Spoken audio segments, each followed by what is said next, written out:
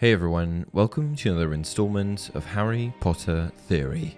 In today's video, I'm going to be addressing a question asked in the comment section, which was, how did Harry return from Limbo? In case you had forgotten, Harry actually ends up dying at one point after an encounter with Voldemort in the Forbidden Forest.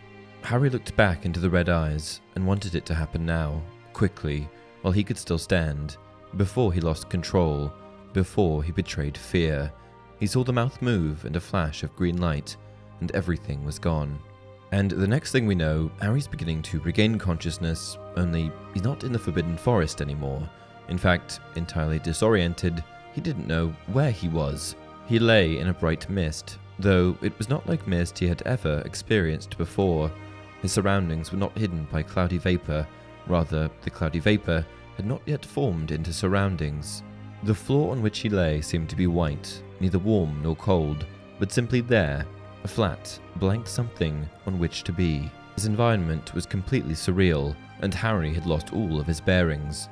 In fact, he had no idea if what he was experiencing was real, or just a figment of his imagination. Tell me one last thing, is this real, or has this been happening inside my head? To which Dumbledore replies, of course it is happening inside your head, Harry. But why on earth should that mean that it is not real? Harry, after a minor adjustment to his surroundings, also noticed that the mist had begun to form in the shape of King's Cross Station, where he first departed to Hogwarts so many years ago.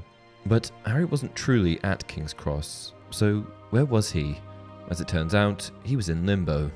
Limbo, in many religions, can be described as the border place between heaven and hell, where souls go before moving on to the afterlife. It's never explicitly described in the book whether or not all souls in the Harry Potter universe go through this point in Limbo. However, I'm of the impression that Harry went there due to his unique circumstances and tethering to Voldemort. I certainly think that it's a bit more exclusive than everyone, and Limbo would ordinarily be the place that people would go before either choosing to move on to the afterlife or choosing to remain in the world of the living as a ghost. Here's why Harry's situation in Limbo was more complicated. He wasn't actually dead. During Harry's talk with Dumbledore, Dumbledore explains that Harry is in fact very much alive, for his soul was still entirely intact, whole. So despite being in Limbo, Harry was alive, which meant that, yes, he could choose to go on to the afterlife, but he also had the much better option of returning to the land of the living as a whole person. Harry could board the train and go on, or he could just return to where he came from. Harry chose the latter. Okay, but now you might be wondering how. How was Harry still alive?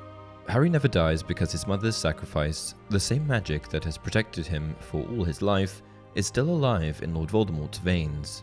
He took my blood, said Harry. Precisely, said Dumbledore. He took your blood and rebuilt his living body with it. Your blood in his veins, Harry.